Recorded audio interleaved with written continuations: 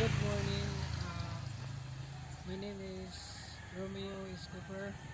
I am your driving instructor. For today, ang gagawin natin ay pre-driving orientation ng motor vehicle basic collision operation para bago ka mag-drive, ito ang munang gagawin. Tara ma'am, ah, tara ma'am, I will show you how to paano gagawin muna bago ka umalis dito. Una gagawin mo, iikutan mo na muna yung sasakyan, tingnan mo yung gulong, tingnan mo yung gulong kung okay ba, kung hindi flat, iikutan mo lang ito, tingnan mo.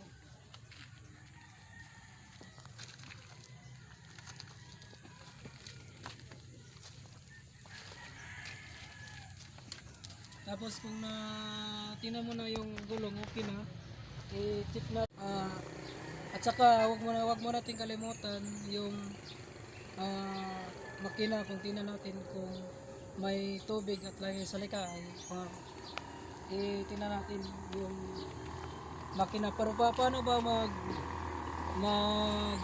open doon sa engine hood?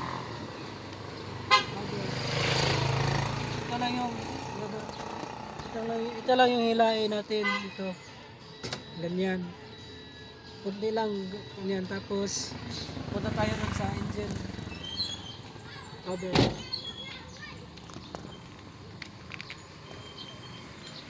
Madali lang tong tanggalin yung i-open tong engine hood nya. Ito lang yun i-close mo lang tong konti ganyan, tapos iangat mo. Tapos ito yung yung tukod niya. Ito. Tapos paano mo check yung, kailangan i-check mo lagi yung oil, baka tatakbo ka wala ka ng oil, baka masira yung makina mo. So ito lang yung iangat mo, ganito lang ganyan. Tingnan mo lang yung langis, kung may langis siya, okay. Tapos dapat yung langis hindi siya gano'ng maitim, kasi kung maitim na yan, kailangan natin i-change oil. Tapos ito yung yung sa tubig ng radiator natin. So paano mo matanggal to? Ikot lang to, ganyan, ikot, tapos hilain.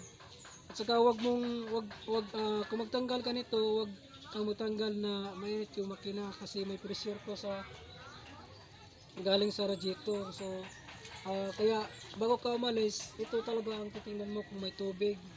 Ayan, tingnan mo kung may tubig, i-check mo kung may tubig.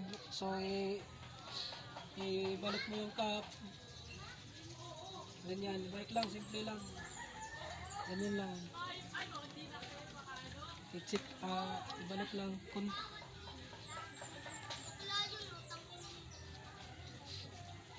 ganyan. Siguraduhin mo na nakakabit ng maayos, nakasirado ng maayos. Tapos ito yung reservoir nya, reservoir sa tubig. Titingnan mo ulit kung may laman yung reservoir. Tapos check mo yung wiper, kung okay yung wiper. Ito yung wiper natin, ito wiper. Tapos ito yung sa tubig ng wiper, dito yung nilagay yung tubig. Yan. Tapos na balik mo yung stand dito, balik mo rito sa lagayan niya, kasi para hindi siya mahulog, ganyan. Tapos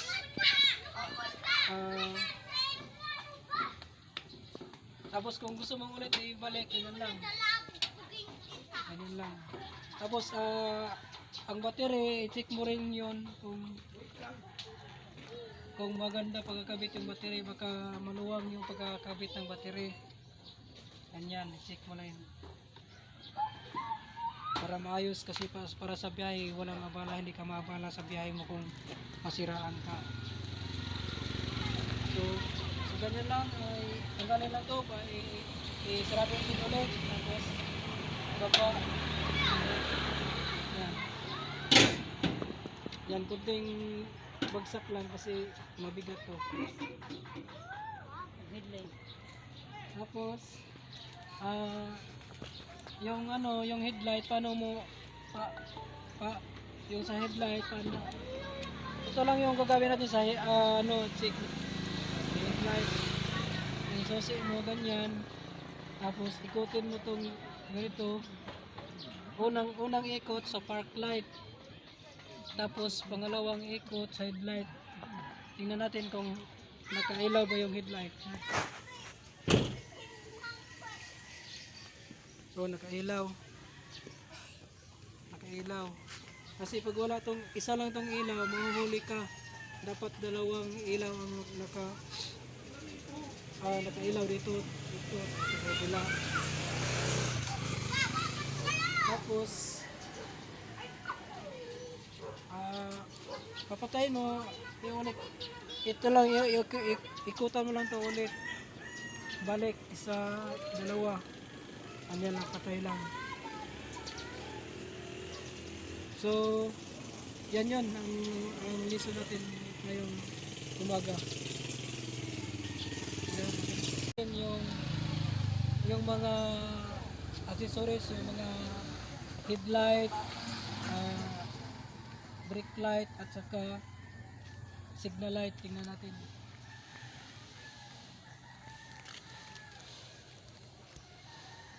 So dito akit tayo, papasok tayo sa sasakyan.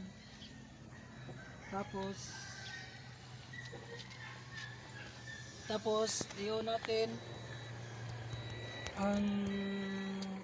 natin yung susi para mag-light sa dito.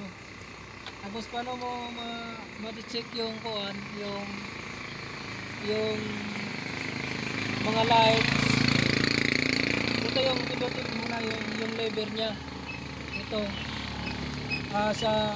Kung right turn tayo, ito yung pindutin natin. Ganyan. Tapos titingnan natin, i-check natin yung umiilaw ba yung right side, left side nga ilaw. Sa kabila.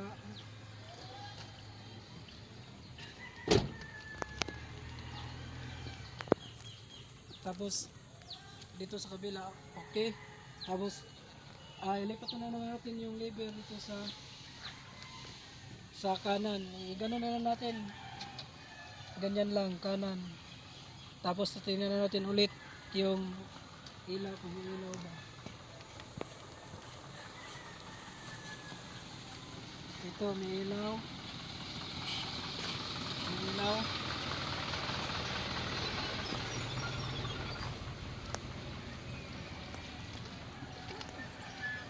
Tapos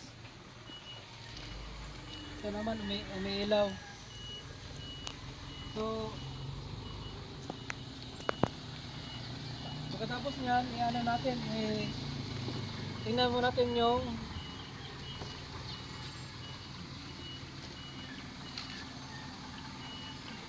i-check mo muna bago ka mag-andar, bago ka na rin sa sasakyan, i-check mo yung transmission kung naka neutral ba. Ganun mo lang, ganyan lang kung naka neutral, kasi pag hindi yan naka neutral, hindi yan gagalaw. Tapos kailangan naka handbrake. Ito handbrake bago ka magpadal, kasi baka tatakbo yung sasakyan mo. Ganyan. Tapos paandar. Paano mo magpaandar? Paandar ng sasakyan. Sige ma'am, tuturuan kita paano mag-andar ito.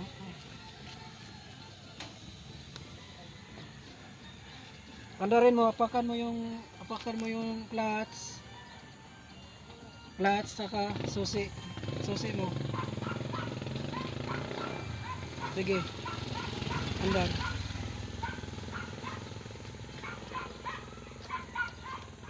So, apakan mo clutch. Sige pa. Sige. Sige, ano, susi.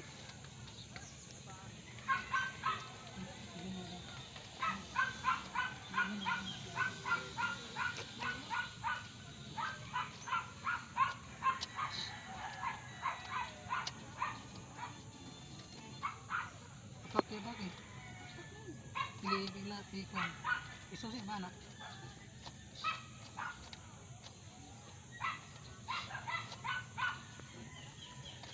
Ako sa kuno. Ito ma'am, i-try natin kung magpaandar sa sasakyan. Sige, pakan muna yung clutch. Pakan mo muna yung clutch. Sige, tapos susi. Start. Okay, nag-start tayo sa sasakyan natin. Sige ma'am, i-try mo kung yung ano, yung ilaw natin paano ka mag liliko sa kanan. Anong gagawin mo? Di ba mag-signal ka muna, i-signal mo muna yung sasakyan. Sige, signal. Ayan, makikita mo na yan dito. Makikita mo yan dito na may ilaw yung yung signal light pag liliko ka sa kanan. Tapos pag kaliwa, ayan, signal ulit yung kaliwa na light. So ibig sabihin kakaliwa ka. Tapos kung mag-ano ka naman, mag-hazard ba, gusto mo mag-hazard kasi nasiraan ka ng gulong or something, ito lang pipindutin mo. Yan. Ito. Yan. Yan, makikita mo na umiila yung dalawang arrow, yung right side at saka left side. Patya lang.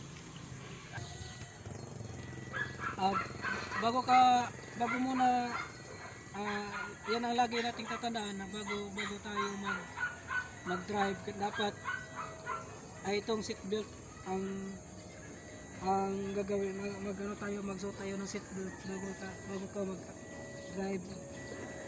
Ito yung gagawin natin, ganyan lang, hinahin ng punti, tapos pasok na dito seatbelt, kasi para safety tayo lagi sa ating pagmamaneho. So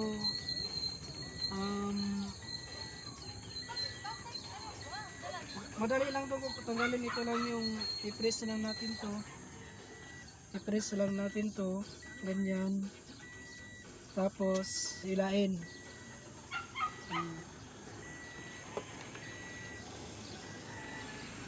Yung basic na